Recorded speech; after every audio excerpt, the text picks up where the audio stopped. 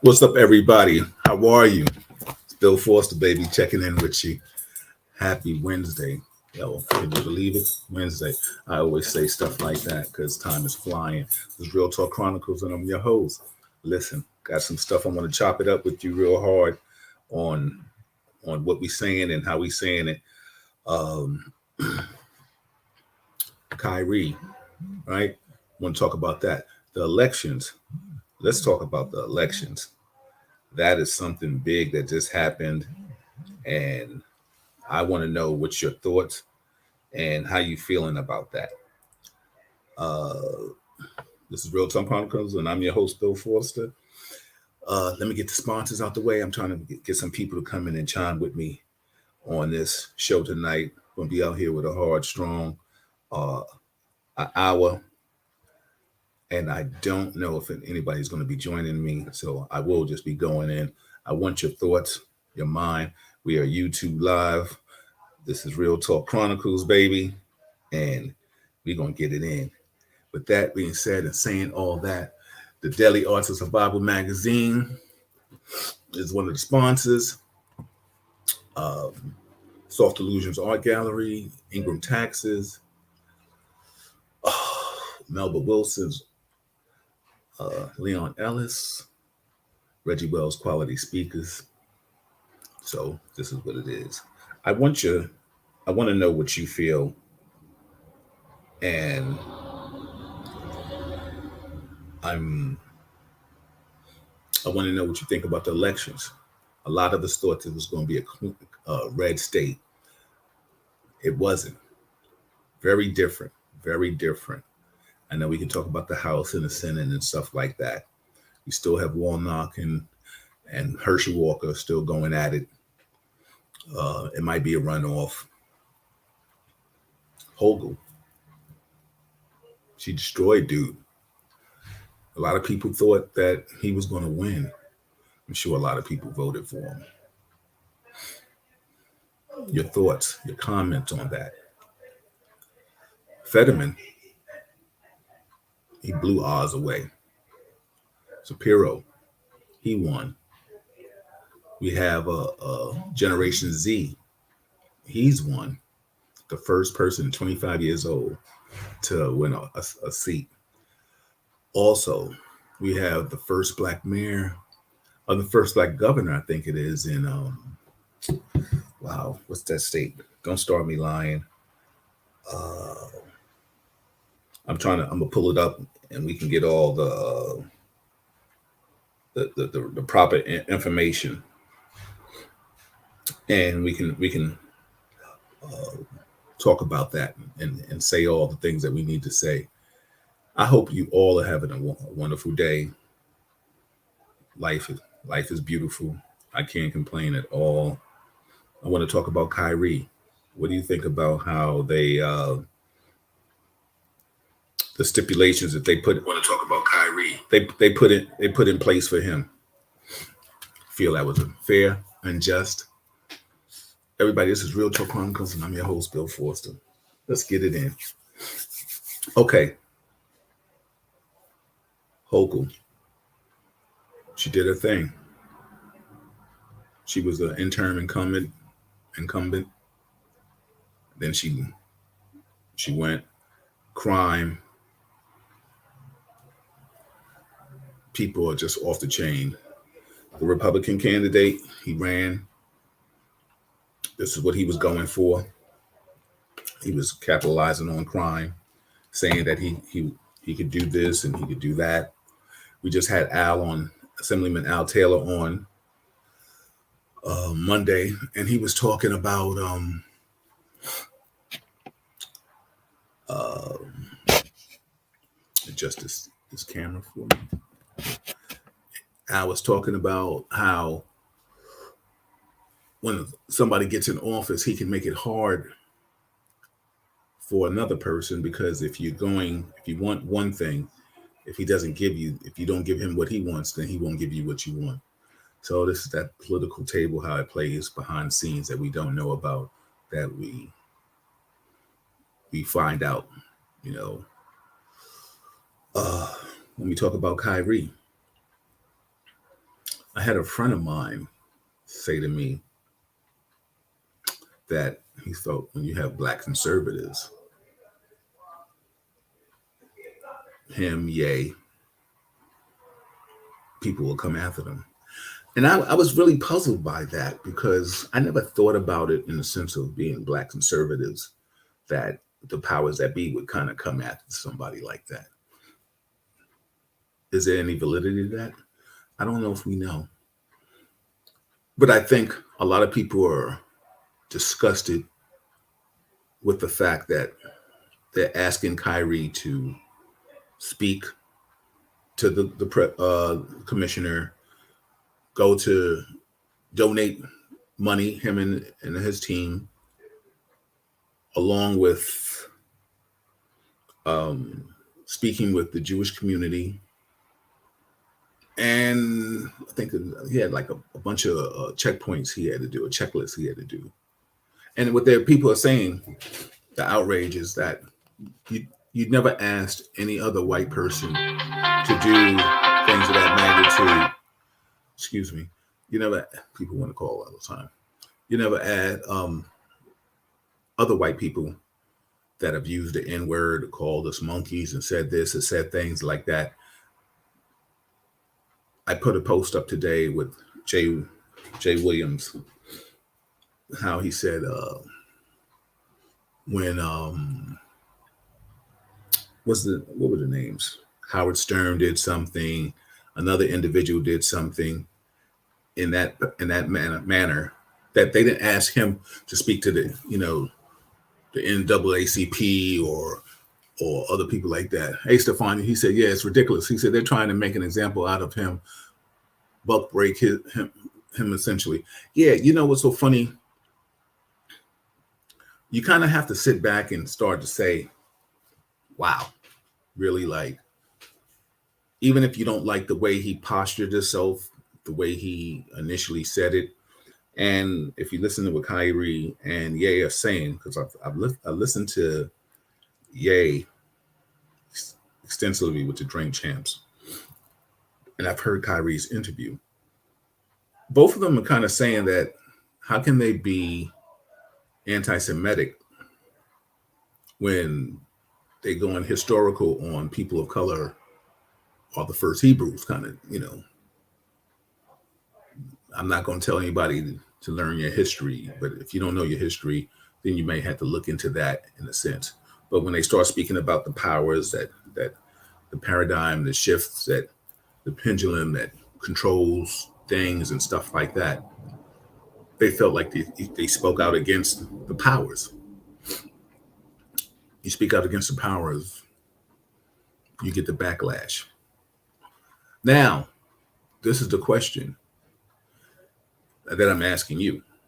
Is it because they spoke the truth or because they have said things kind of off the cuff that people have been looking at them like, yo, okay, here we go again? I mean, Kyrie did say eventually that he said at one point that the world was flat.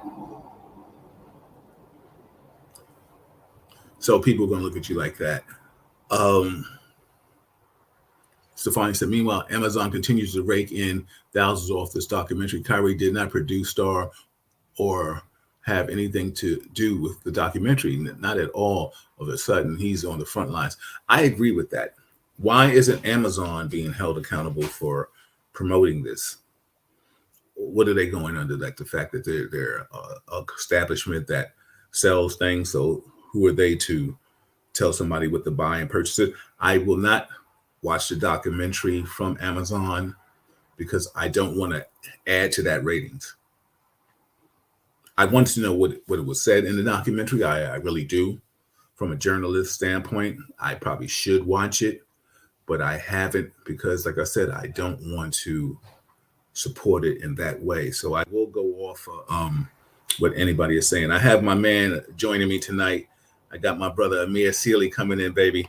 What's up, Amir? Hey, what's going on, Bill? How's everything, sir? I'm good, brother. Apologize for the late invite, but you're always welcome anytime. All you got to do is just ask. But I wanted to ask you because I wanted to get your perspective on a lot of things from definitely a person of color, a person with understands the NBA, from your brother that understands politics as we do. We learn on the go. So tonight, I want to deal with the elephants in the room. We could talk about the politics and how people have thought there was going to be a red sweep, and it wasn't. Abortion, even though crime became secondary, pro-choice was something that a lot of people stood fast when we started looking at the statistics and things that are happening in the world. And you see how Biden comes out on top in a certain stance.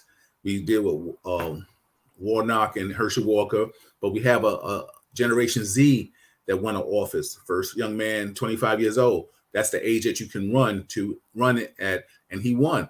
We have I think a black governor. I forgot where he's at. I'm gonna have to look it up while we're talking, or while you're talking, maybe in Arizona or something like that. Stefania said, "I know Amir's going to bring it, absolutely. And if you have a broken Fire Stick, you'll be able to watch it on there." Okay, thanks, Stefania. So Amir, I'm talking about Kyrie too, definitely. Hey, Junis, what's going on? Maryland, that's where he was, in Maryland. Yes, thank you, Junis.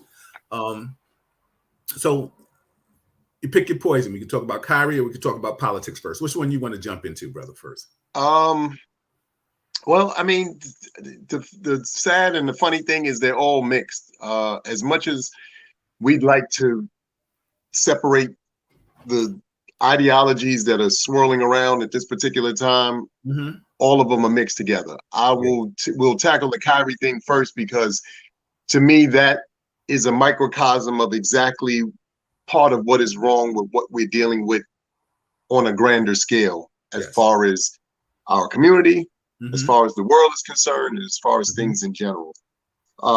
Personally, and I've gone on record saying this, I understand. No, I don't understand. In the case of Kyrie, what I'm really frustrated about is the fact that at no point, according to everything that I've seen to this point, did Kyrie ever endorse and or say anything that could be misconstrued as him being anti-Semitic, him doing anything that would suggest that he's, against any other group of people or anything along those lines. The man simply added a picture to his tweets and asked the question, "What do you think? What do you think?" Now, I just find it interesting because to that same constituency or the same energy of the world. So let me understand this, because, when we start looking at and singling out people, quote unquote, where's this same, and I'm not even going to get to I'll get to that part later, but where's this same energy for when Facebook, Twitter, any of these other platforms post videos where somebody gets beat up? Where's the same energy? It's not you promoting hate. It's not you showing a group of people at their lowest point and how we should probably not resolve issues. I don't understand. Like I said, the man just simply put it up and then just asked, "What are your thoughts?" Now, with that having been said, the NBA, because everybody goes, the NBA is a business and this and that and the third. I'm always amazed at the amount of people who supposedly are turned off by individuals, because let's understand this, but beyond the fact that these guys are gifted at their sports, whatever sport that may be, they're human beings first. Yes. First and foremost, a human being. So I get it. Oh, you could dribble a ball. You could dunk on somebody. You could take it to the hole. All that's great. But after the lights go off, and when he's not on a basketball court, he's a human being who technically or hopefully is tapped into the human experience, whatever that may be for that individual. The mere fact that we have supposedly taken the ability for those athletes, no matter what sport you are, male or female, to not have a say in what is perceived to be the human experience. Really? Is that what we're doing? Everybody's acting like that's, super cool and like that's okay. How? And when did we start making that okay? I question some of the players in particular who have gone on record and given their spiel on the situation. I don't know, Bill. I know me and you in the same generation, or close to the same generation. Yeah, yeah. Seems to me, I remember coming up as a kid, there was a wonderful thing our parents used to say: if you don't have nothing nice to say, don't say nothing at all. Don't say anything at all. Right. So Right. I don't understand how and why some of his contemporaries, be they former players that are playing with him now, just I have no comment on that. That man's opinion is that man's opinion. It's not my job to formulate his opinion or to try to understand how and why he thinks the way that he thinks. I know this to be true for me to this point in my life, and I'm 53 years on the planet. I've come to the realization that more people have gotten to the spaces that they've gotten to based off of the fact that their journey to whatever enlightenment they have is based off of their journey. So I can't tell you that you're right or wrong because of what your enlightenment is, what you perceive to be information and things that resonate with you. And we've become a world where all of a sudden we're telling people that because you think or feel this way, you're wrong. How? That's their personal choice. That's what they've experienced. That's what they see, or that's the way they see the world. Yes. Nobody's stance is right or wrong. They're all opinions. And technically speaking, the only reason why some opinions even take hold or take root is because there's enough people saying that makes sense. But does it? And why can't you question things? It's so funny. I'm going to put it out there. I think a lot, and we speak of generations. You and I, like I said, we're in that same age bracket. I'll be 58. My birthday coming up in a few months. And we've come from a lot of be seen and not be heard. We've understood that the powers that be, we try to get along, go along to get along. With society in the world that is today, people are more outspoken. When we can look back at the athletes that have spoken out, they were phenomenal athletes. And they were able to put their lives and their careers on the line. Allah Muhammad Ali for what he believed in. Jim Brown, what's his name? Little, I forgot, from the baseball for which opened up free agency. What Prime Time is doing now, speaking out with HBCU schools. Lou Alcindor, known to us as Kareem Abdul-Jabbar. Jackie Robinson, stuff like that. Kaepernick. Yes, Kaepernick, Hank Aaron. These are the ones and the few that were excelled. We've shunned the Michael Jordans for everybody, Republicans and Democrats, to buy my sneakers. What if he would have spoken out a long time ago, we'd have loved it. It was until George Floyd, I think, got murdered that he donated and spoke out and talking about injustice a little bit. But like you said, I know you're referring to the TNT crew. Some of those individuals really talked about Kyrie. Stephen A has spoken about him in some manners. And he was just talking about how his ways and stuff like that. You and I are very close to Kyrie's family. You know what I'm saying? We don't have to mention who they are, but we're very close to them. So I looked at this whole situation at first. It was like, wow, because like I said, yay, people look like yay. Like I said, I'm not promoting other podcasts and stuff like that, but the interview with Drink Champs was very interesting. Did I think he harped on the Jewish community too much? Absolutely. Why? Excuse me. That's for you to listen to the documentary.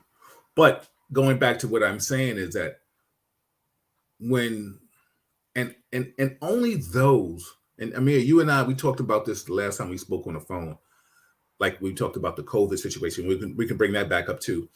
That, and I've been that person. When you speak out, The spotlight is on you. And if they find a way, or if they want a way to denounce you or ostracize you or make you a certain person, you're going to be that person. Right? Right. Now, Kyrie speaks to very intelligent conversationalist. Can his thinking be different than ours? Because that's the only way I'm going to posture that. To some, yes. Maybe sometimes the way he speaks, you know, if you say the world is flat and then you say something else, people are going to be looking at you kind of to the left. You understand what I'm saying? Because sometimes people only want to hear what they want to hear. You know what I'm saying? Yes. A fool only talks to himself. That, you know, and then he only gets foolish answers. But as an elite athlete as he is, and yay at being the billionaire that he was, speak out. I think people looked at, well, why'd you take this topic? You know what I'm trying to say? Like, what made you take this topic? Now, what my problem, what I have a problem with now is the checklist that they made him do, or he has to do, to just come out of this 5-game suspension. Well, wait a minute. The team has to give $500,000 to a Jewish fund. He has to speak to the commissioner. You have to speak to the Jewish community, whoever their council is, and you have to do a few other things. Wait a minute. If I said sorry, then that's all I should have to say. Now, wait a minute. I got to go to synagogues and all this, and nobody. But you know what pisses me off more than anything, Amir? All the things that happen to people of color. Nobody's asking them to do that. When people put on black faces and do things of this magnitude, nobody has to meet with the NCAA, NAACP.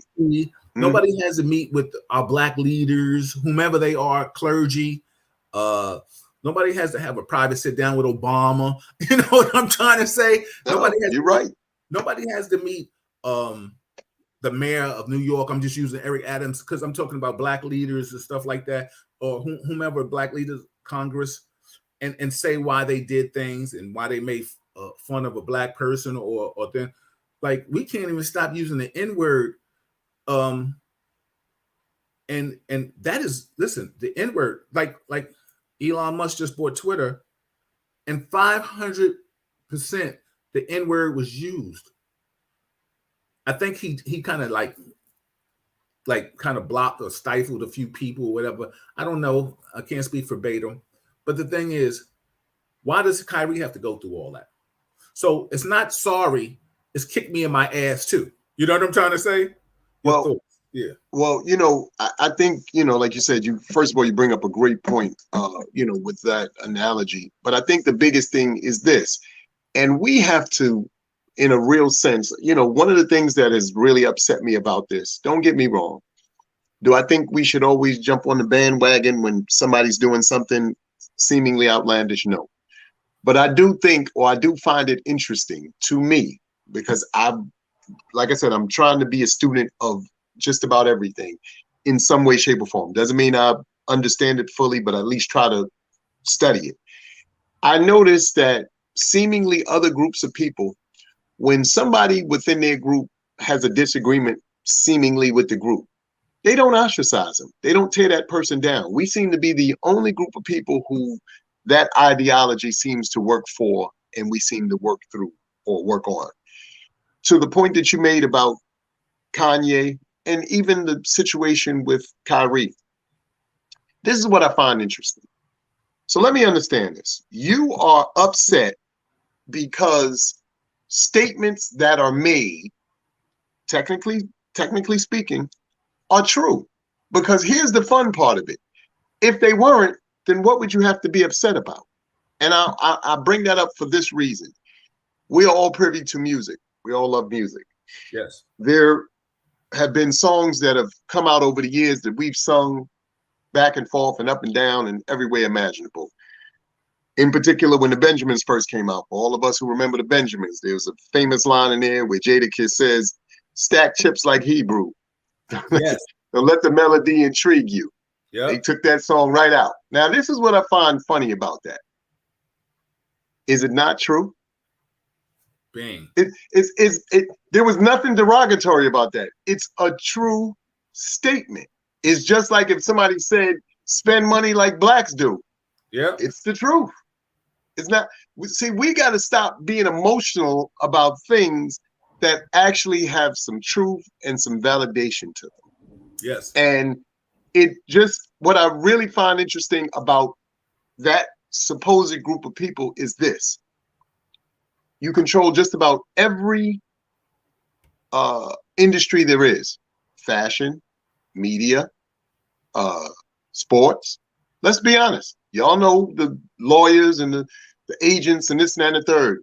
You know, y'all know what the last names sound like. And again, this is not being racist. This is just the truth. No, you're talking facts. Yeah. So what I don't understand is you make your millions and or billions of dollars utilizing the same people that you want to then turn around and apologize to for just pointing out the obvious. Yeah. If that's not hypocritical, I don't know what is. What about Brett Favre? But that's what I'm saying, the hypocrisy of it all. Because you can't tell me that a situation like Brett Favre that, you know, kind of got washed under the rug, or they talked about it for 2 seconds and then everybody went away. I'm one of those people, if we're going to be fair, then you have to be fair to everybody. To your point, I saw the post about Sarah Silverman in particular, because I saw that. So I know who he was. As soon as you said it, I knew who he was talking about. No disrespect to her. She happens to be somebody who in the comedy game I have watched over the years. I've laughed at some of her specials and her jokes. Absolutely. So I get it. I just don't think that it's fair that you could say something, stand on a principle or whatever, and supposedly there's a group of people or whatever that says, because that's just the way that you feel about something, one, you're wrong, and two, like you said, these are bullet points that you have to do in order to supposedly get us back on your side. You were never on my side from the jump if you're upset, because at the end of the day, if nobody's seen this clip, and y'all can go look it up, because I think I don't know if he was on Leor Cohen. That's how you say it. Leo Cohen. He was on the Breakfast Club, and I don't know if y'all saw the clip, but he's on the Breakfast Club, and they asked him about it. Yeah, go. And Kanye, who personally went on and to explain to everybody that he there's a certain pitch that they put songs at that in us resonate violence, resonate, you know, certain wave patterns, so that we do dangerous things to each other and to one another, and so forth and so on. Leah Cohen went on the Morning Breakfast Club, and he admitted to it. He said, "You got to eat. I got to eat." So wait a minute. So and the reason why I bring that up is because as fans of music, I'm a fan of music. There's no disrespect to any artist in particular. I just happen to be a fan of music. Thankfully, with 5 decades under my belt, you know, to this point, I've had the opportunity to listen to a lot of music. Absolutely. What I find upsetting and disturbing about today's music is the inability for innuendo, the inability for there to be things that resonate and tie to your heartstrings and make you feel a specific way. I'm not talking about all the artists, because I'm sure there are songs out here that do those things. But for the most part, if you look at the radio and you look at the what they've taken music and done with it, it's giving us this false sense of we no longer love each other. Everything is hypersexualized and, you know, all these nefarious things. And again, let's be clear. There's nothing more amazing than a healthy man or a beautiful, curvaceous woman. Nothing. Yeah. But the fact that we don't give each other the opportunity to get to know one another through the normal patterns and things that we become so used to, questioning, spending time together, getting to know people's habits and, you know, the way people move and shake. That's all gone now. The songs get straight to the point. They don't give you any leeway to be like, Okay, well, maybe that's, not where I'm trying to go or whatever the case may be. But I'm tying all this in because, again, the mediums that control these things are of a specific nature. Yeah. So when you control the media, when you control the music, when you control sports, then what do y'all think is going to happen? And like I said, the domination of all of these things are predominantly us. The fact that rap music is now the number one music in the nation or in the world, rap, number one music in the world. So much so that if y'all are watching country music, if you're watching other formats of music, have y'all watched country music lately? Country, the new country artists are almost rappers that just really sing country. Yeah, Look at it. absolutely. I'm not. Yeah. I'm not making that up. They glamorous. They, the way that their performances or whatever. And again, this is not to bash any group. What I'm saying is Oh, that's how influential we really are. yeah. And to be clear, Kanye and Kyrie are in the position they're in because, as they have done for centuries and centuries and centuries, and this is where it gets political, this country always does an amazing job of making an example of anybody of color who gets out of line for any reason. That's what we're really witnessing. These are two young men who have influence in a real sense. And because they have influence, they got to cut these guys off the knees and stop them from being in any way, shape, or form where they can do what they feel will be detrimental to their bottom line. And I think that it's despicable. And you know what's so funny? I want to piggyback. I want to just read some comments, but I want to piggyback off that statement right there. Stefania said, meanwhile, he's actually committed crime, stole millions from welfare, yet crickets. Exactly. She also said the other thing is that in these days, the concept of truth is now all of a sudden hateful. Very good point, Stefania. She also says logic and truth is no longer a thing. It's all about emotions these days. Make it make sense, somebody. She also says, at the very least, there's no balance, no Mariah Careys, no Whitney's, just horror. So funny. We do. She said the other thing is that in these days, the concept of truth is now, yeah, exactly, hateful. Music has changed. You and I grew up on an era where it talked about how I missed you, how I wanted to be with you. I want to marry you. You know, uh, we've seen, like I heard Stephanie Mills say, I don't want to quote her, but I think I'm paraphrasing if I'm not quoting her, is that she was saying they've given all our music to the white artists because the singers like herself, Allison's and stuff like that, they're not writing for them. They're giving it to the young white person that is singing. I've always said this, and this is not about everybody. Let's keep it at 100. This is real talk. There's nobody. We love our white friends and people like this. We're just talking about how things have shifted and how even us as people, we'll shoot our own selves in the foot, figuratively and literally sometimes.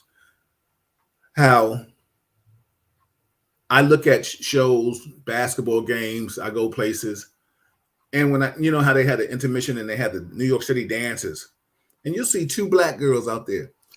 Listen, ain't nobody dance better than black and Latin people. You know what I'm saying? But then, so you telling me that we can't learn choreography when we make up the dance? But right now, everybody is out here doing Beyonce's a dance, and you if I did that, and listen, you and I know positivity don't sell. You do stuff, I do stuff. I could do a brunch party. I could do a party at 1,500 people. I could do a brunch party, close down a street. But if I talk about, I'm having real talk, viewership ain't what it is supposed to be, but I'm gonna still be here. You don't understand what I'm saying? Because I get more enjoyment, or I get just as much enjoyment as doing this, because keeping it 100. You understand what I'm trying to say? And that leads to politics and stuff. And people always say, "Why won't you run?"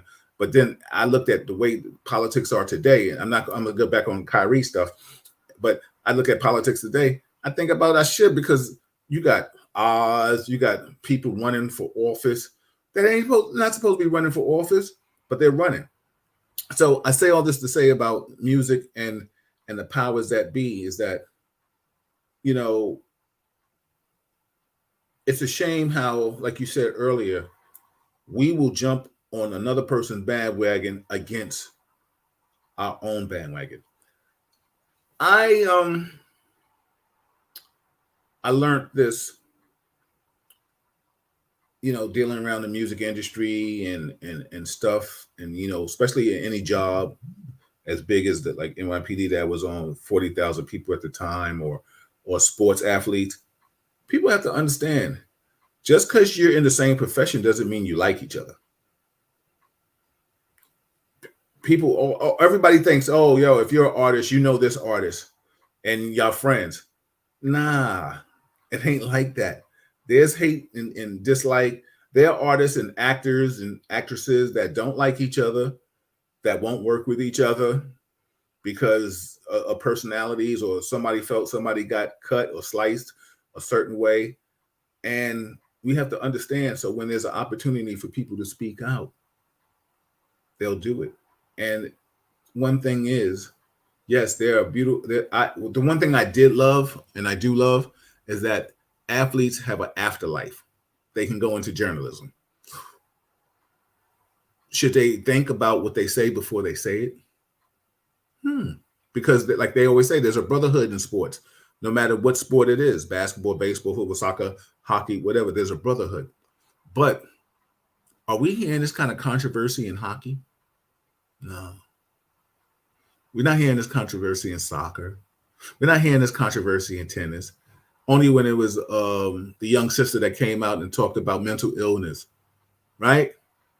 Or Simone Biles when she talked about mental illness. Now, how many people who come on TV of white descent and talk about mental illness, and people be like, oh, they just talked about on Channel 7 today, they talked about Taylor Dane and what her battle is. And then they talked about the girl, what's her name? Rebel Wilson, and what she's going through and shit.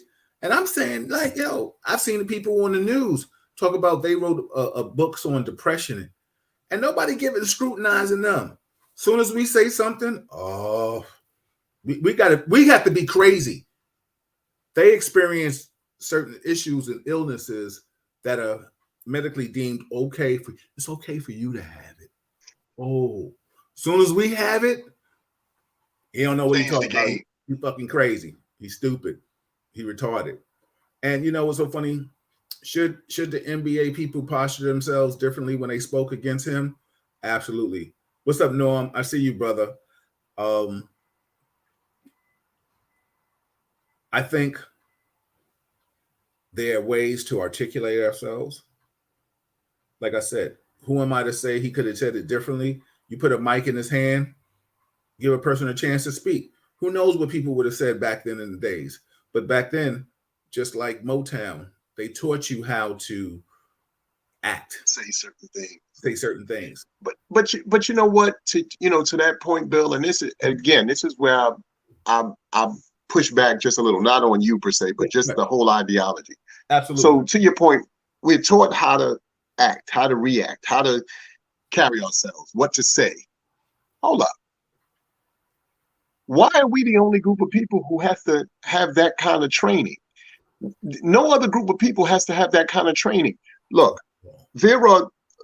first and foremost, let's get to, one of the roots of the problem. We have totally been separated from our languages, our ideologies, our culture, and everything that makes us truly who and what we are. Yes. But here's what's really what I hope people are going to take from this at some point once they have a chance to watch this. Mm-hmm. Even with all that having been said and done to us, we're still the most amazing people on the planet, bar none. Bar none. And I say that to people because here's the real deal. You enslaved us. Mm-hmm. All right. We tried to figure out, how to maneuver that space. We maneuvered it to the best of our abilities. Our greatest grandparents and so forth and so on did whatever they needed to do to survive in that time and in that era. Came out of that era. Came up with new stuff to supposedly try to stop us. Mm-hmm. That didn't stop us. Time and time again, you guys keep trying to come up with things that are supposed to shut us down, slow us down, whatever it may be. Right, the fun thing is, no matter what you try, we come through it some kind of way. Now, Either one or two things is absolutely true. Either we're the most amazing people and beings on the planet, or there's no way that you can stop us. But here's what y'all need to know. We've got to start seeing that, believing it, and understanding it. Yeah. Once we can get to that point, and I say that from this standpoint, everybody I know says, man, we should, because I've been on other lives, we should have our own hospitals and all. Look, y'all, we've tried that time and time again. In this particular setting, it was never meant for us to have that, because they realized if we pulled out of their surroundings, then what do they have to do?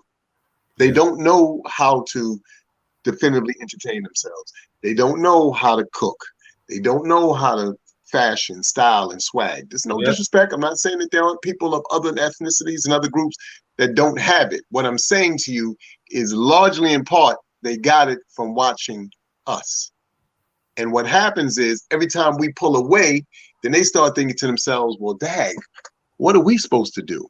I don't know if you saw this, Bill. There's a really nice video going around of the gentleman who Elvis Presley literally stole his singing style from. Yes. Everything. I saw that. To a T. Now, I only bring that into the conversation because I want y'all to really understand that, unfortunately, is one of the things that they do better than any other group on the planet. They watch something, assimilate it, and then lie and say they invented it, or they're the originators of it, or some sort of weird format like that. Again, I share this with y'all not because I'm hating. Like Bill said, I have counterparts in every facet, every walk of life there is. So I don't sit here and I'm not against this group or hating on that group. I don't live my life like that. Technically speaking, what I actually try to do is learn from each and every group. Absolutely. Specific things that they may say, how they may carry themselves, things that they may do that we may, nuances that we may not be utilizing within our circles and within our, communities, because in all fairness, that's what we're supposed to be doing. What I don't like is when you use us the way that we've been used, and like I said, on a multitude of ways, whether it's sports, whether it's entertainment, whether it's fashion, this, that, the third, and then you discard us trying to act as though we in some way, shape, or form were out of control, or we're wrong. Hold up. Like I said, the Timberlands of the world, the Tommy Hilfigers, the list goes on and on and on, because y'all know all the spats that we've been through where people have said, we're not authorizing your use of our products. Well, if you're not authorizing the use of it, then why don't y'all just stop selling it to us? Yes, absolutely. Absolutely, bro. It's so funny. Everybody, this is Real Talk Chronicles. I'm your host, Bill Foster, with my brother, semi-co-host whenever he wants to be here, Amir Sealy. And we're talking Kyrie. We're going to talk a little bit of politics before we get out of here. But, I think it's about clarity and understanding, as there's a little bit of sick and tired sometimes, because we're tired of seeing our people get scrutinized and thrown up. Like I saw a post the other day. Somebody was like, yo, where's Reverend Al on this? Okay. Truth be told, where is he? Is he agreeing, disagreeing? Sometimes we got to find out our battles, who we want to battle. We are probably, I was having this conversation with a gentleman on the line to vote, and we was just saying how we don't stick together, bro. We don't stick together. Like we don't even represent our leaders. We don't even like our leaders. Trust me, and you know this from your father doing what he did. They love you when you're a martyr. There's people walking around with Malcolm X shirts and talking about Martin Luther King, but then you ask this new generation who is Martin Luther King and who's Malcolm X, and they don't know. But they'll tell you who LeBron is. You know what I'm saying? They'll tell you what Kyrie is. And they'll tell you, and the bottom line is, it takes a very, very unique individual, and I use the word unique in this part, to be a real leader. You know what I'm trying to say? To deal with the fight. You know what I'm saying? Ye acts like he's ready for the fight. Kyrie, I don't know if he wants to fight, but he'll fight. You know what I'm trying to say? Yes. Because like, you know, there was rumors about him retiring. We don't know if that's true, and that's just speculation or hype. But the thing is, he might be sitting home talking about, I'm tired of this shit. You know what I'm saying? Yeah, for real. Like somebody said, a friend of mine said, if he take his talents to China or someplace, a la Stephon Marbury. And see, that is a clear example of exactly what I mean. We have gotten so enamored with being in a system, quote unquote, that one doesn't love us back and supposedly doesn't care about us. Now, don't get me wrong, there's no other system for us to be a part of. See, that's the other part that I find ironic. Yes, we can speak out against the system because people are like, oh, you can't. I'm like, wait a minute. If the system is jacked up, it's jacked up. It doesn't mean you can't say something about it. You're supposed to say something about it.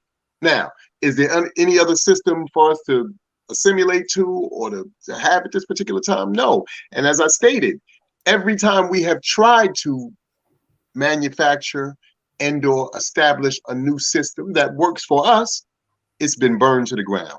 Yeah. Y'all know the stories. You've heard the what you call it. And the thing about it is, you only know of the two, Florida and Oklahoma City, yes. But it's about 60 or so or 50 or so stories of cities just like those that literally got burned to the ground that were flourishing. Everything was contained, and they were like, "Look, we can't have that because what are we supposed to do?"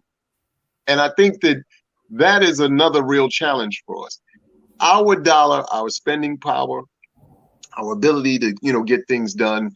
I'm going to segue into politics, for this part of it, because like I said, my mom and my dad is, as Bill has alluded to, they played a pivotal role in, trying to improve things for us as a community in the 60s and whatnot. But here's what I'll say about that. It is a known fact, and nobody talks about this. But when you're looking to get specific things done for your community, other groups show up with what they call a bag. Now, y'all can sit here and act special if you want to and tell me it's this and it's that. It's not. They show up with a bag.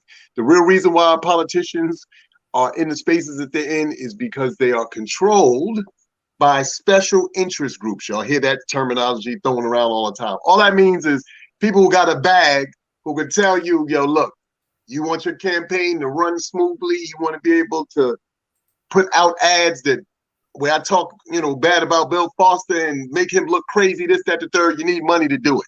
Yeah. Here's what we're willing to do. But in giving you this money, this is what we need from you.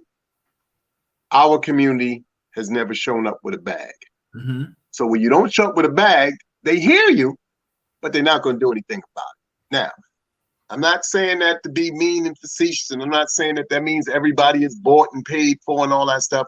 I'm just telling y'all, in the real grand scheme of things, that is a large part of why we have seen the structure and the hierarchy stay the way that it is.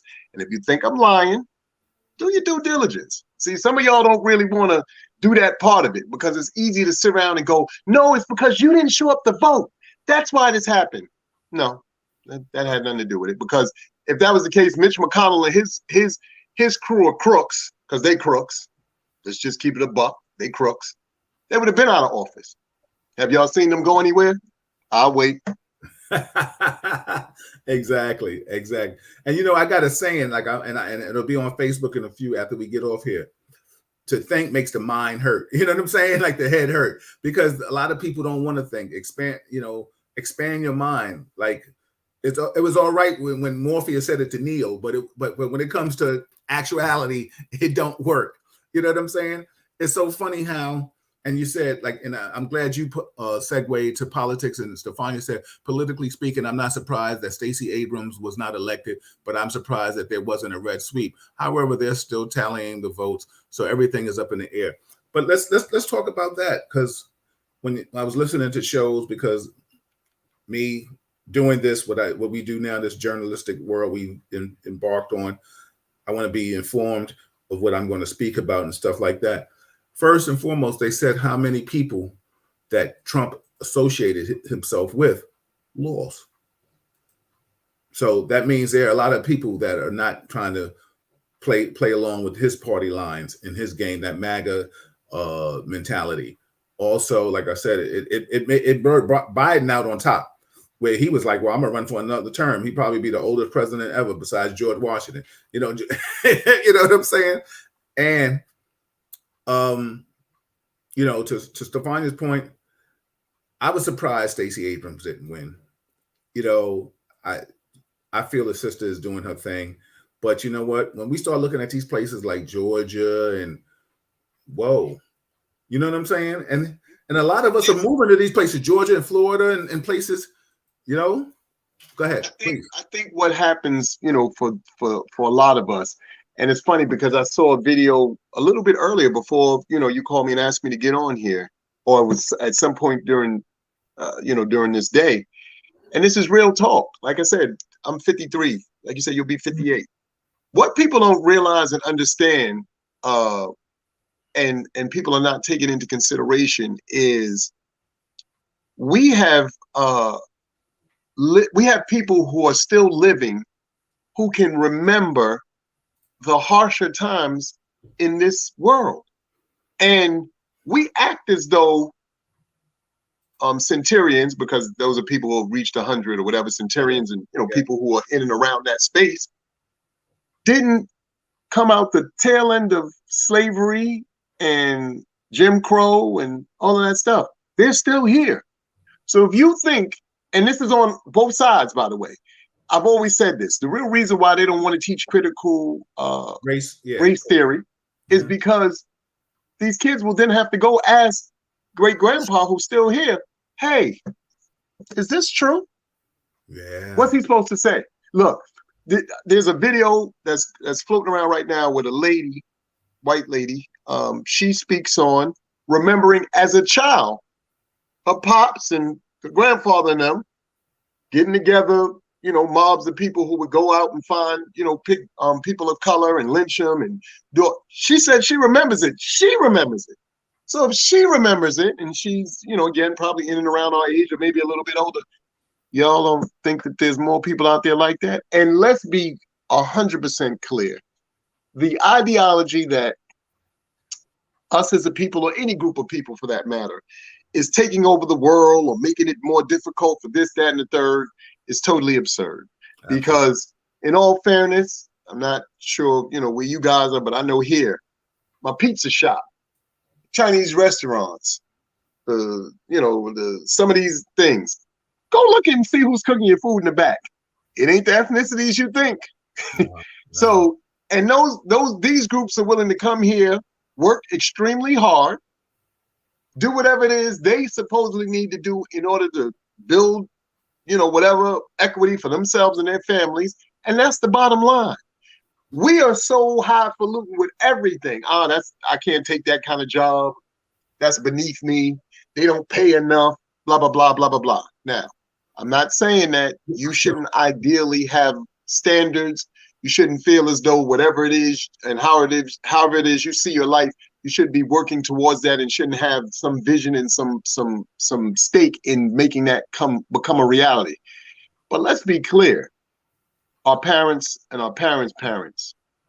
I tell people this story all the time because in recent years, and talking to my mom, she shares with me that my grandfather and my grandmother, which is her parents, only had 6th grade educations. And that was the highest education that they could get back then, by the way. This ain't something that I'm making up. That was just the way that it was. So let's think about this. We all are, thankfully, some of us have gone to 12th grade. Some of us got college. We got PhDs. We got associate's degrees, all these and the various things. But our grandparents, in a lot of cases, were only able to get a 6th grade education. And they birthed all of us. Or having to work because the parents died, whatever the case may be, or couldn't go to another place, couldn't get schooling. There wasn't schooling because they were scared of KKK. Let me tell you something. You are so right. You know, I was talking to somebody when they talk about these migrants and stuff like that. I'd be like, yo, are you going to do the job? I've spoken to people that just came home from jail. And they was like, yo, I ain't working at McDonald's, I ain't doing this and doing that. So you ain't trying to change, because the bottom line is, yeah, I get it. Whatever you did before, boom. But let me tell you something. When we talk about this, you'd rather rob than go out here and mop a floor. So people, let's knock it off when we start talking about these migrants and stuff. Because listen, Malika will tell you, no matter where we are, when we are, I'm trying to get somebody to come clean his house. You know what I'm saying? And it ain't a black person, or it's somebody that don't speak English. You know what I'm saying? Damn near. You know what I'm saying? And I don't say that in no disrespect. And no, that's the truth. Yeah, it's the truth. Well, like you said, when you go to I go to Jimbo's on 145th Street. Let me tell you something. All them brothers are Mexicans or Latin descent. Can't even speak English. When I come in, it's primo. That's how we greet each other. You know what I'm saying? They know what I know, but they know sausage and eggs and cheese, or they, you know what I'm saying? Listen, so a lot of us could get caught up on that. You know, we're not doing it. Now, in lieu of, I want to ask you your personal opinion. I'm not asking you, did you vote? But I'm going to ask you, and I'm not asking you who you voted for. Of course, that's your personal business, and that's everybody's personal business. But did you think at one point that, like Stefania stated, that it was going to be a red sweep? You know what's so crazy? I actually didn't. And the reason why I didn't think it was going to be a red sweep is because to the generations that are under us. Yes. So we generation X, Z, whatever the hell we are. Yeah, exactly. Exactly. But the generations that are under us, this Generation Z, I think it's Generation Z or the Bleacher generation, whatever they are. Yeah. That group, they are so steeped in really caring about the world. I know we tend to look at them and go, they're emotional and this and that and the third, but they actually are tapped into what's going on in the world in a way like we never were. And by that, I simply mean they're fearless in their stance. See, you and I have had the fortune or misfortune of watching leaders and people that we know, like I said, ostracized, bullied, whatever, torn apart, dismantled, in front of our eyes. This new generation, they don't really give a damn about that.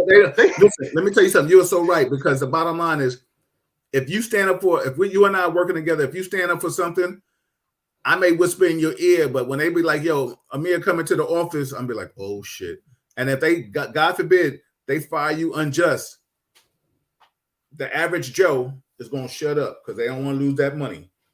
You know what I'm saying? So, and going back to what you were saying, to speak to somebody, I was talking to somebody, Malika and I was talking to somebody who remain nameless, that was talking about remembering Emmett Till when he got killed. You know what I'm saying? The outrages, remember the Black Panthers. I remember talking to my uncle. I remember when he got invited to Obama's inauguration, and I was like, so you going, right? He was like, nah. And I was like, why? He was like, well, I'm from Alabama, where I'm used to drinking from, I remember drinking from water that poured down, and now I can drink from a water that shoots up. You know what I'm saying? So that messed me up, because I'm like, wow, it's the little things that people don't remember, because we've grown up with the water spouting up. You know what I'm saying? Yes. But we've played a different way. Our generation, where this new generation doesn't understand. I saw something where LeBron was talking about, if he was talking to his kids about struggle and something like that, they wouldn't understand, because he said, yo, what are you talking about? We have a nanny, we have a cook, we have a chef. What are you talking about? You Akron, you and grandma didn't have this or that.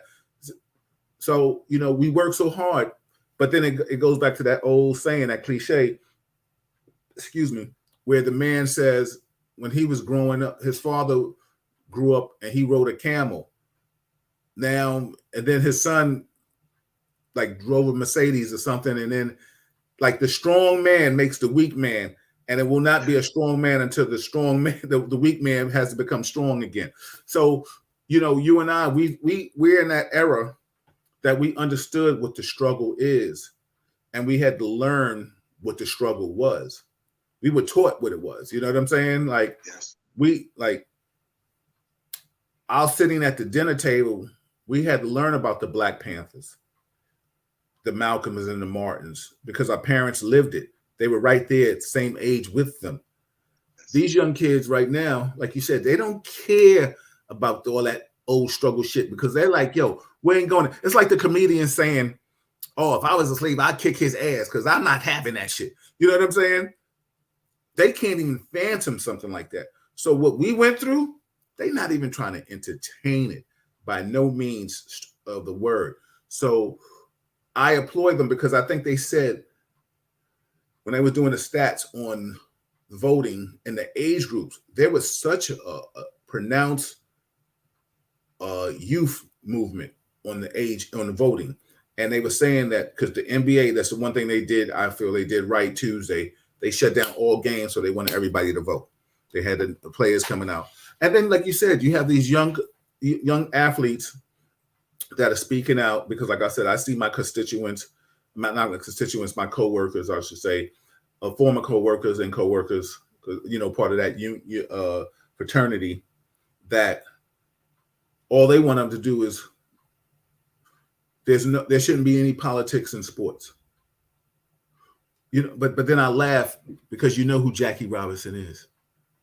You might wear a number 42. You know what I'm saying? But then you'll say when Aaron Judge, like I've seen it in group text, not group text, but I should say in chats and on social media, where they was hoping the ghost of Babe Ruth bust his ass so he won't get it. And I'm like, yo, do you understand this man is half black? Just because he was raised by white parents that probably taught him about his heritage or who he is as a person, they did an excellent job with Aaron Judge. But you're mad at him because he wore a Black Lives Matter T-shirt. And now check this out. Everybody's up in arms. Oh, they misappropriated funds. The Black Lives Matter. We knew this was that. Whoa. I don't see you denouncing anything with KKK or white supremacists. And this is my point. I see people all the time jumping on bandwagons to denounce us. And I've always told people always ask, I've seen, and like I said, this is no disrespect to all our white friends if you're listening or going to listen or will listen and watch later on. I'm not talking about you per se, but there have been some that will always ask me, well, what do you think about Al Sharpton? Anything? He's fine with me. And I always tell him, until somebody else steps up there and do something, or I do it, I got to support that man. You can't tell me who my leaders can be. And that's why I see why a lot of this generation today is standing behind Ye to a certain degree and definitely standing behind Kyrie, because they're like, yo, they feel like he ain't doing anything. He didn't do anything wrong. And I think to your point, that's really the crux of the dilemma that we face is this inability to allow people to question. We're supposed to. You talked about it. We didn't get a chance to, delve deep into it, but you even mentioned the vaccination thing. Now, you remember when that whole thing first started, you had me on here. I'm telling people, I'm like, look, I'm not telling you to get vaccinated, not to get vaccinated. I'm just saying to you, pay attention. We fast forward 2 years or so later, almost 3 years later, y'all had to hire back all the people y'all fired. Y'all got to give them back pay. Y'all misappropriated. Y'all did all of these people wrong. So many people have now gone on record, good, bad, indifferent, having now taken the shots and the boosters, having gone through other other medical changes. Yeah. Nobody's talking about that. Yeah. I know personally people who have, like I said, did all and followed the instructions. I mean, I got COVID for the third time. Really? Now, again, not knocking anybody because you had to do whatever you needed to do, which made sense to you. But again, this doesn't strike people a little freaking strange? At some point, you got to start going, whoa.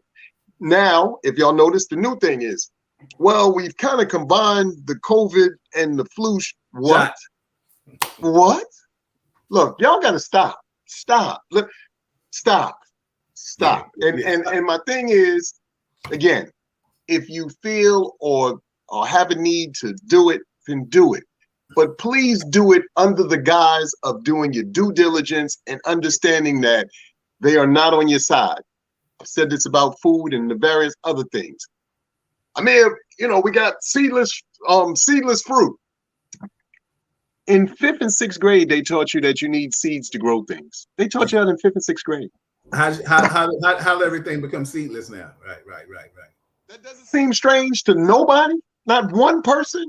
Come on, guys. At some point, you got to wait a minute. Yeah.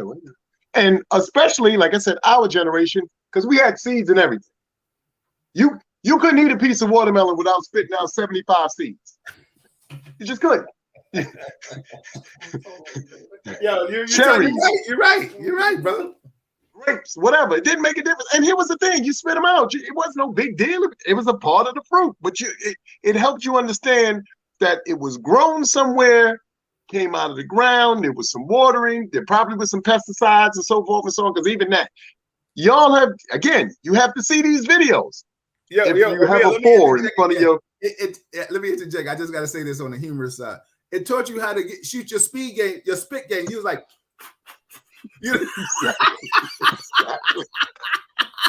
You know what I'm saying? But like, so it's so many advantages to a lot of the stuff that we had the opportunity to experience. So I just ask that we don't always throw out the old.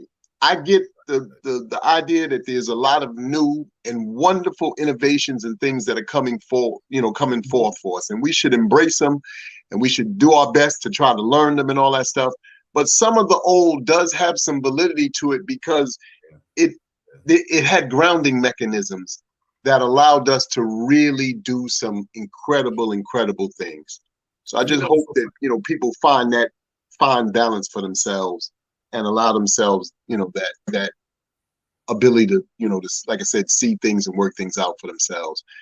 So I as always, Bill, I can't thank you enough, man, for having me on the platform. Before we get out of here, I just wanted to backtrack on this one topic that we were talking about, the vaccine and stuff like that, and then we'll definitely can close.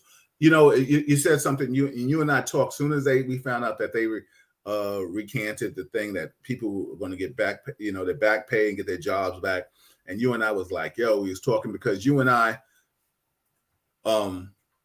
agreed that there's something different. But we both went. I got the vaccine. I'm thinking that you didn't. You didn't, correct? Right. Yeah, exactly. So, but with God is good. We're still here. We both had our different reasons why. Not that I disagreed with yours. I had to ride my medical mentality on. But okay, they saying, you got pre-existing conditions. Let's take this shit. Blah blah blah. We all agree, in the fool that don't, that the government messed up when they said you're not going to get COVID if you take the vaccine. That's where they dropped that damn ball, because everybody ran and we got it. You know what I'm saying? God is good. Malika and I haven't. Her mother hasn't. My uncle hasn't. And we all. So is there a thing? But also we've postured ourselves differently. And then just like today's society, we've opened up. You see, we at the brunch party hugging and shaking hands. Pictures. I got a collage of pictures on Facebook that if you be like, this son of a gun ain't scared of no damn COVID. You know what I'm saying? I'm hugged up with everybody and their mother. And listen, you still can get it. You still can get it.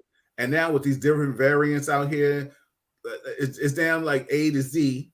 And then now you got this new thing with the kids. They got this new virus with these little kids are catching it, God forbid. So it's so crazy how we were just like discussing that. You got to give people back their money and their jobs. City got to pay out for that. You know what I'm saying? I don't know if it's private sector, but I know it's civil service right now, right? Is it private? Did you hear anything about private sector yet? I didn't hear anything about the private sector. And, to your point, again, that it was a scary time for everybody because the mandate, as we understood it, because again, it was a mandate, that was the point. What I found extremely interesting, and if you remember, again, I shared this with you guys even back then, when they started recanting, the first thing that they said was it was illegal. Forget the fact that they forced people. They said it was downright illegal due to the Constitution, which, by the way, again, is the highest law in the land. I know everybody thinks it's the Supreme Court. I know everybody thinks it's the judges. No, the Constitution is the highest law in the land. The real problem and challenge for us, and when I say us, I'm talking about our community, is we really do not understand the Constitution. We do not know its power. We do not know how to facilitate saying specific things to challenge what they say. You have, with your platform, and this one in particular, especially on Wednesdays, Yep. and all of the things that have happened, with the police department. What people don't understand is they're getting off not because what we see we didn't see. The way the Constitution is set up, and trust me, they know and they understand it, which is why they're able to jump through loopholes and do stuff. That's really what's going on there. I know everybody. No, I'm here, but I know you saw what you saw. You're absolutely right. However, the way that they set up the Constitution and the way that the people who utilize it understand it, that's what you're seeing. I want to be emotional too when I see something I saw with my own eyes. But then when I go back and I understand that constitutionally speaking, again, which is the highest law in the land, we don't understand that part of it. There is and again, like I said, I'm sure you're aware of this. There are so many of us, and there are so many things that are technically illegal that they do on a constant basis. You come from law enforcement. We should never be ticketed for parking illegally. We should never be have to pay tolls. How do you pay tolls on a road that is a public road? But they've never taught you that. But I'm gonna hit you with some gangster shit. Technically you can't hold a parking space for somebody because it's a public road. But the bottom line is you can get ticketed on a public road. But you're actually not supposed to because it's a public road. Exactly. Listen, let me tell you something. People shouldn't have licenses. Like, there are so many things that we've been duped into and people don't understand. And then the biggest one, and if y'all don't take nothing else away from me, please take this because it was explained to me. Every time you sign something, technically what you're doing is signing a new contract. Whatever it is, it's a contract. Right. And because most of us do not read fine print and don't understand the fine print, that's how we get caught. Yeah. That's real talk. Everybody, that's a real talk moment because he's right. No one, Malika's very good at that. She'll read that shit from soup to nuts. I'll be like, what? Okay. Listen, I'll be wanting to hire a professional reader because you know what I'm saying? Because the bottom line is we that's why all these little things and comments, but then in the next breath, also too, I've won certain situations where I've been like, well, where's it in writing? You know what I'm trying to say? So yeah, my ass is probably somebody that's caused certain things to be implemented because I've definitely been like, well, where is it? And because I've read the before, now it's the after. So, the moral of that story is people do your due diligence and study and learn and read where, we are at a world where everything is so accessible to us by Google. And, it's so funny. We're so lazy now because even me, and I will admit this, if there's an article and it says, well, you can, they have the audio, I'll press the audio. You know what I'm saying? Because I'll try to multitask. And Malika will tease me. She'll be like, you can't multitask. What you doing? But you know what I'm saying? And I'll be like, okay. But, as a person in this field right now, which I went to school for in psychology and stuff like that, I'm back in the swing of things. And you always have to be informed. So, you and I, like I said, I enjoy our conversation because you and I can chop it up for a long time on especially that vaccine and stuff. And thank you, Nicole, for telling me what the kids are getting the RSV. And Monday we have Dr. Marilyn Corder on to talk about that. I'm going to ask her about that because especially she's a pediatrician. So we're definitely going to find out more in detail. I'm going to ask if she has knowledge of that. In that aspect, everybody, this is Real Talk Chronicles. I'm your host, Bill Forster, with my co-host tonight, Amir Silly. Please give some hearts up for my man to come back and chop it up with me. We are strictly kind of hard body on YouTube now, so come and show us some love. I appreciate all the supports. Like I said, Amir knows this. The hardest thing to sell is positivity, man. People don't want that. Listen, if I had my brunch party following me like they do on the third Saturdays of the month on Real Talk on the YouTube, I'd probably be on a major network right now. Real station. Yep. Yeah. No question.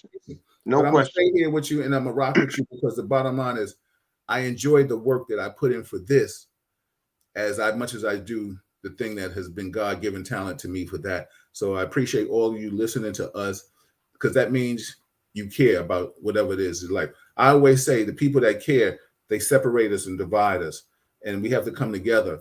I mean, everybody, you hear people talking about, I'm doing this first, or I did this, I did that. Listen, like I told somebody one day, I said, everybody can have a bodega. It don't mean I'm hating on you because I got a bodega.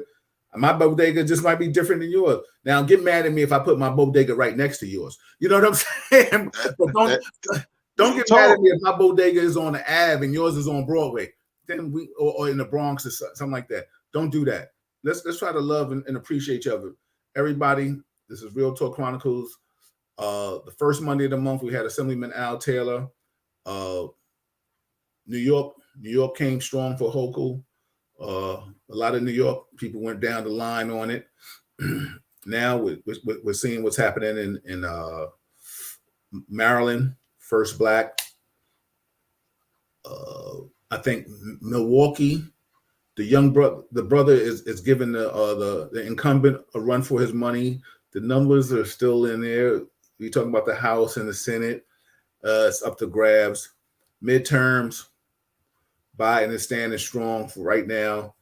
People are distancing themselves from 45. He's talking about 24. Lord, I hope not.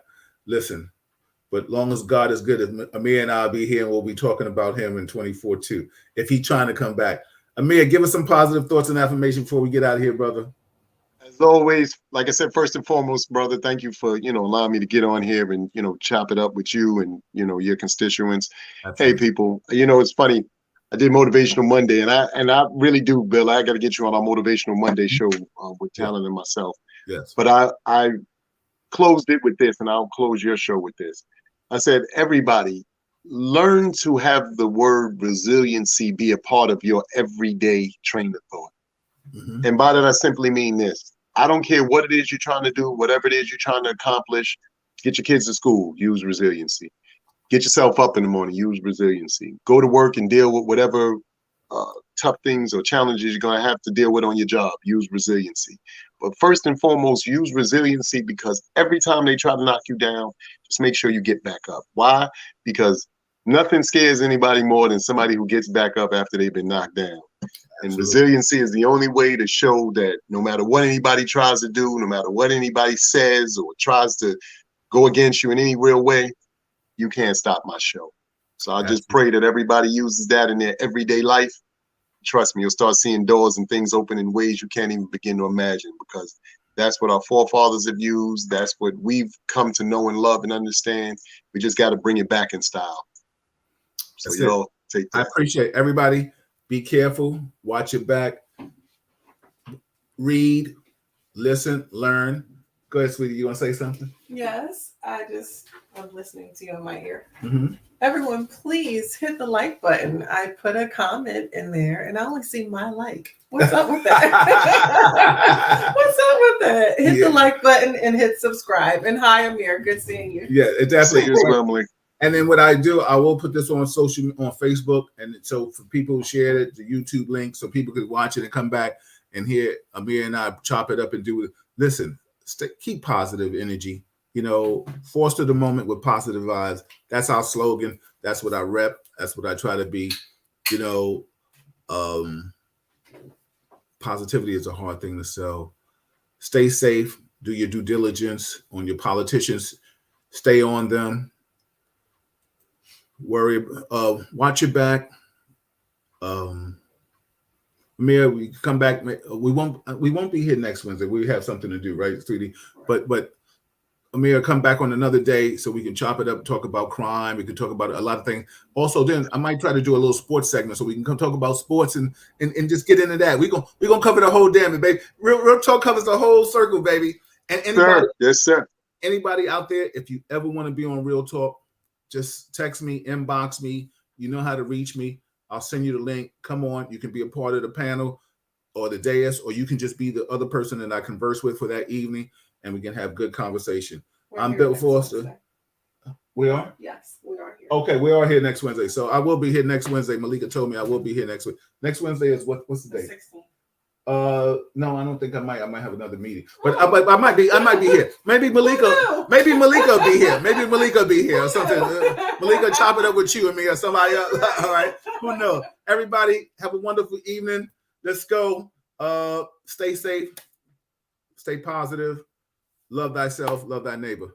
Appreciate you, Amir. Good night, everybody.